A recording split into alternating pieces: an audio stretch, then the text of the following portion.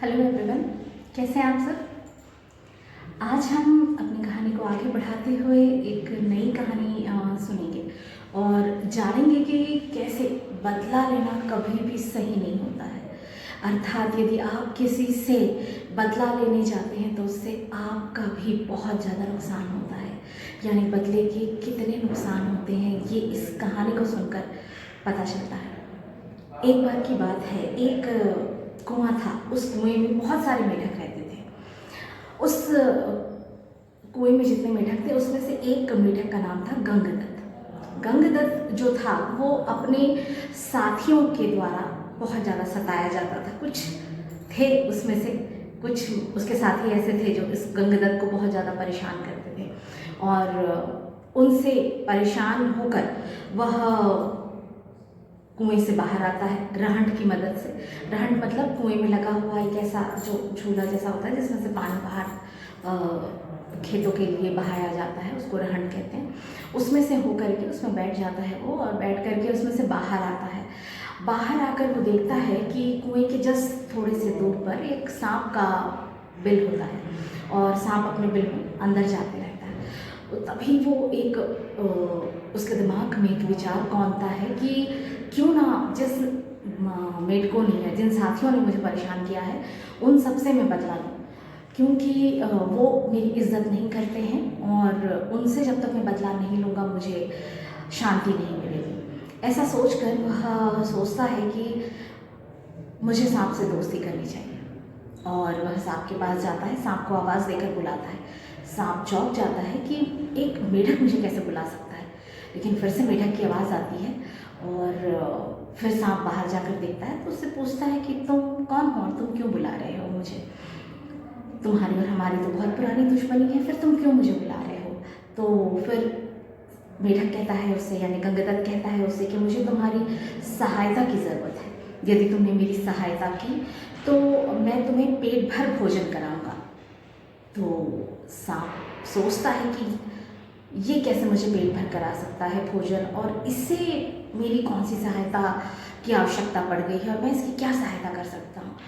तो वो उससे पूछता भी है कि मैं तुम्हारी क्या सहायता कर सकता हूँ। तब वो बताता है कि इस कुएं में जो तुम्हारे घर के बगल में है, इस कुएं में बहुत सारे मेढक हैं। उनमें से कुछ मेढक जो हैं वो मुझे बहुत ज़्यादा परेशान करते हैं और मेरा बहुत ज़्यादा मजाक उड़ाते हैं। क्योंकि मैं बूढ़ा हो चुका हूँ इसलिए मेरी इज्जत भी नहीं करते और मुझे बहुत ज़्यादा परेशान करते हैं। तो मैं उन मेढकों को मज़ा चखाना चाहता हूँ। मैं तुम्हें बताऊँगा, अगर तुम मेरे साथ इस कुएं में चलते हो तो मैं तुम्हें बताऊँगा कि कौन कौन से ऐसे मेढक हैं जो मुझे परेशान करते हैं। तुम मेरे परिवार को छोड़कर उन मेढकों से तुम अपना पेट भर सकते हो। इस तरह तुमको भोजन के लिए भी यहाँ वहाँ घूमने की ज़रूरत नहीं पड़ेगी। सांप को और क्या चाहिए था, बैठे बिठाए यदि उसे भोजन मिल रहा है तो वो क्यों ना करता। उसने भी हाँ कर दी, बोला ठीक है मैं बिल्कुल जिसे जिसे तुम कहोगे, चूँकि तुम मुझे खाना दे रहे हो और तुम मुझे बुला रहे हो तो मैं बिल्कुल तुम्हारा कहना मानूंगा। ऐसा कहकर वो मेढक के साथ उस कुएं में चला जाता है। उस कुएं में पहले वह गंगादत्त के जो विरोधी मेढक होते हैं उनकी वो पहले उनको अपना भोजन बना लेता है, लेकिन उसके बाद जैसे ही वो विरोधी मेढक खत्म हो जाते हैं तब फिर वो गंगादत्त उससे कहता है कि अब तो महाराज मेरा काम हो चुका है तो अब आप अपने घर जा सकते हैं। लेकिन अब तक सांप को आदत पड़ चुकी थी बैठे बिठाए खाने की और बैठे बिठाए आराम से इतने नरम नरम मेढक यदि उसे मिल रहे थे तो वो काफ़ी मोटा भी हो चुका था। अब वह यह भोजन छोड़ना नहीं चाहता था और वो जो उसके पुत्र पौत्र जो थे जो उस पानी में अब उचक रहे थे वो उसको अपनी तरफ जैसे ललचा रहे थे कि देखो हम हैं, हम बच गए, हम बच गए। तो उसने उसकी बात नहीं मानी। उसने उसके सामने ही उससे नज़र बचाकर वो उसके पुत्र पौत्रों को भी खाने लगा। धीरे धीरे एक दिन सारे के सारे मेढक खत्म हो गए, सिर्फ गंगादत्त बच गया। अब उसे लगा अब तो मेरी बारी है और वह रहंड की सहायता से बाहर जा ही रहा था तभी उसे सांप ने देख लिया। उसने कहा कि तुम कहाँ जा रहे हो, तुमने मुझे बुलाया था तो तुम्हें ही मुझे भोजन देना पड़ेगा और यदि अभी कोई भी मेढक यहाँ नहीं है तो तुम्हें ही मेरा भोजन बनना पड़ेगा। तो गंगादत्त ने चालाकी से कहा कि मैं तुम्हारे लिए ही कुएं के बाहर के जो मेढक हैं उन्हें लेने जा रहा हूँ।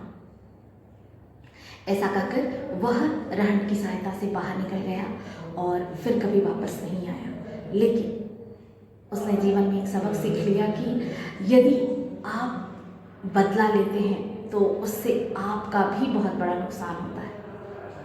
तो आप भी ये चीज़ याद रखिएगा कि कभी भी बदला लेने की बजाय उसे माफ़ करने का सोचिए और माफ़ कर दीजिए। माफ़ करने से ज़्यादा अच्छा कुछ नहीं होता है, इससे आपको बहुत ज़्यादा खुशी मिलेगी और जो